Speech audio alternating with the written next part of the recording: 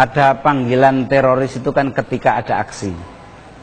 Saya akui ataupun saya tidak akui, saya adalah terlibat aksi teror, yang berarti saya teroris. Nah, terus yang mendasari apa sebetulnya sehingga kami atau saya pribadi terlibat jadi teroris? Pertama yang mendasari adalah salah satu syariat dalam Islam, yaitu jihad fi sabilillah.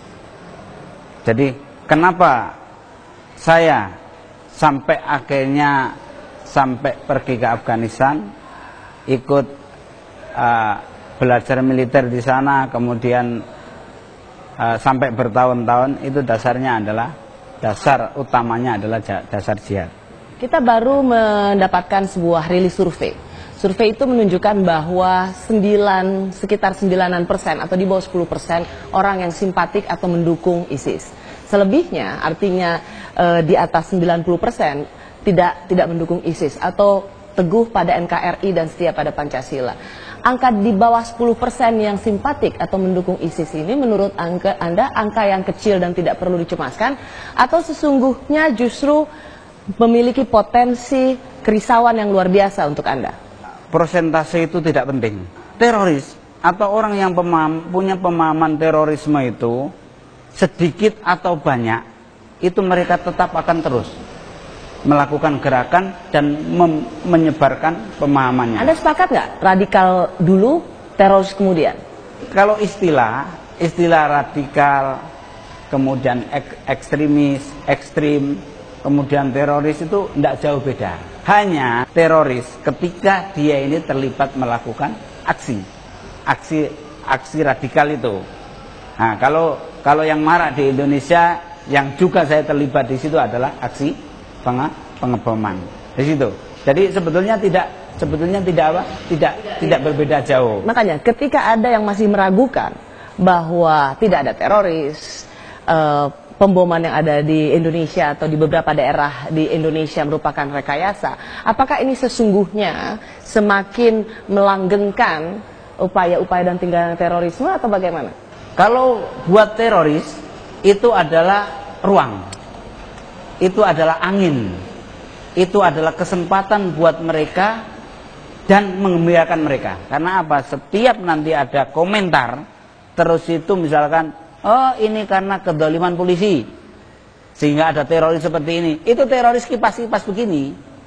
Karena berarti dibantu oleh media atau oleh komentator itu. Tapi kalau buat saya pribadi yang ingin deradikalisasi, ingin teror ini berhenti, ingin mencegah teror, ingin menanggulangi teror, saya kecewa. Ketika masyarakat itu tidak tahu faktanya tentang terorisme atau teroris, itu sulit sekali kami ajak bersama-sama atau kita ajak bersama-sama untuk deradikalisasi.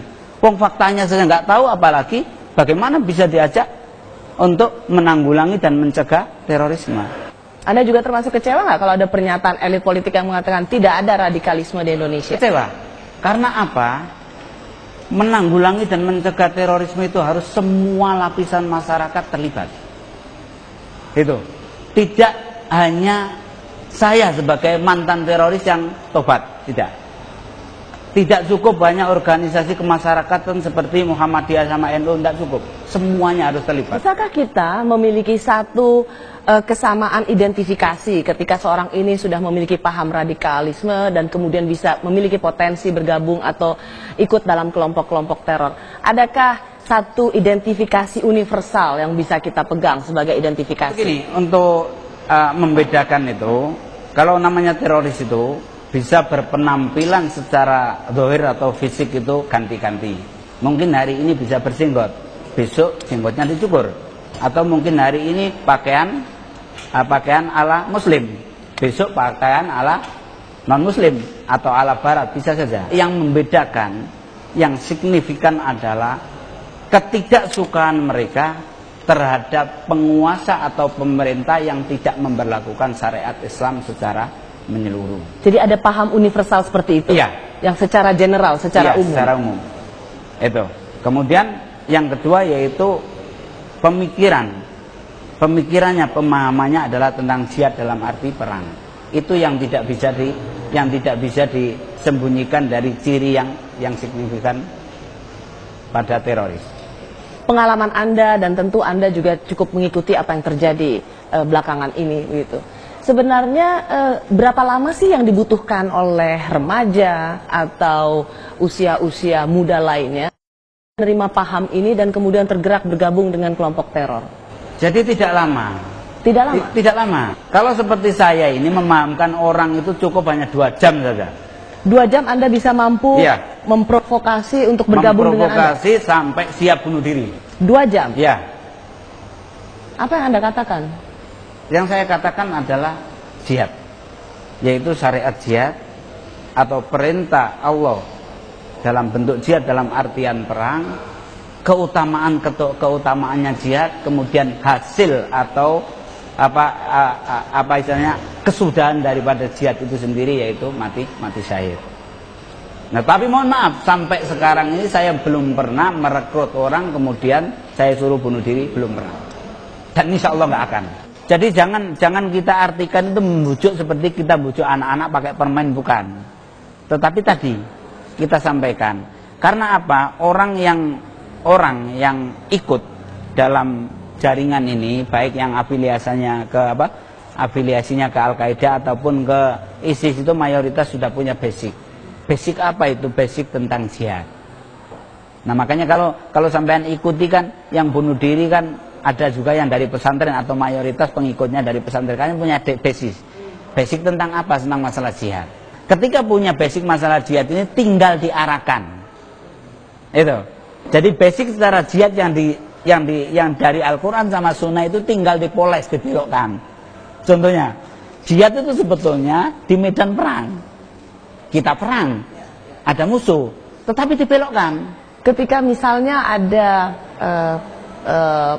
terpidana teroris yang sudah sempat keluar tapi kemudian terlibat dalam kegiatan teror lainnya, menurut Anda apa yang salah? Padahal sudah pernah dipenjara 2 kali dipenjara, tapi itu pun tidak membuat mereka jera dengan terorisme. Apakah Anda ingin mengatakan ada yang tidak optimal dengan deradikalisasi yang terjadi?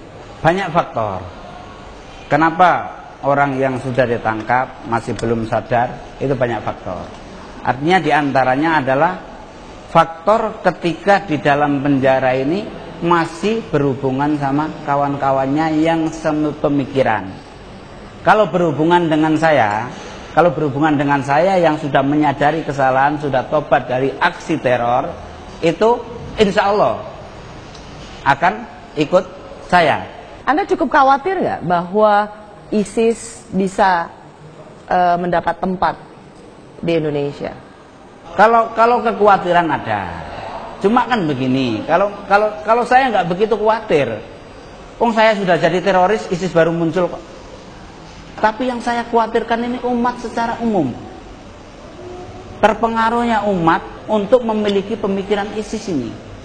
Menurut saya bahaya. Ketika di Irak dan Suriah memproklamirkan sebagai IS atau IS, Islamic State atau Khilafah Islamiyah, mereka memutuskan bahwa seluruh umat Islam harus berbaiat ke sana. Siapa dari umat Islam yang tidak, maka statusnya kalau sudah tahu berarti murtad. Keluar dari Islam berarti kafir. Ini membahayakan. Membahayakan nggak kalau misalnya ada tokoh juga yang mengatakan ISIS adalah sahabat kita? Ya bahaya juga. Sahabat dalam artian apa? Karena pernyataan-pernyataan yang seperti itu nanti akan apa? Akan membuat rancu di masyarakat.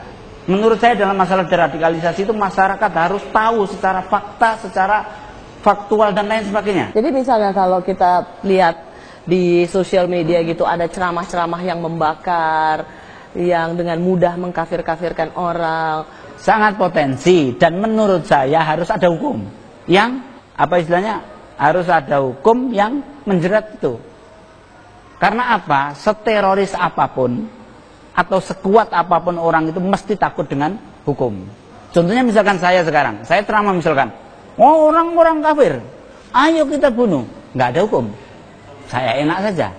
Nah yang mendengarkan pun seneng, karena nggak ada hukum, ayo kita ngikuti ceramahnya Ustadz ini, begitu. Kan ini berbahaya lah jelas. Katakanlah kemudian pimpinan-pimpinan top dari JI sudah tidak ada begitu. Tapi apakah meskipun berbeda paham dan kemudian jemaah Islamiyah juga dikatakan sudah mulai melemah, apakah kita tetap perlu merasa khawatir? Ketika dengar pengeboman atau terjadi pengeboman yang dilakukan oleh kami orang-orang JI itu, masyarakat supaya tahu bahwa itu adalah oknum JI, bukan program JI. Kami, menurut saya dan menurut kami, alumni Afghanistan dan Filipina itu tidak kurang dari 400-an orang. Itu hingga sekarang ini yang terlibat pengeboman baru 10 orang.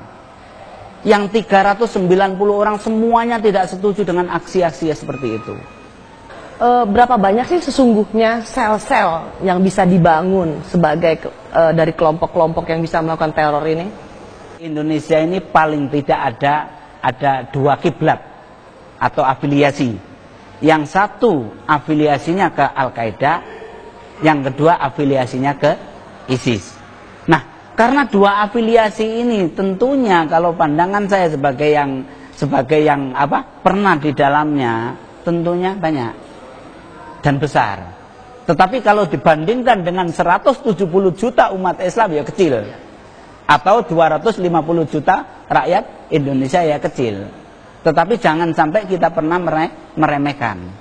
Artinya bahwa seperti sekarang ini deradikalisasi yang kami lakukan, orang yang tidak tahu peta terorisme di Indonesia mesti akan mencibir.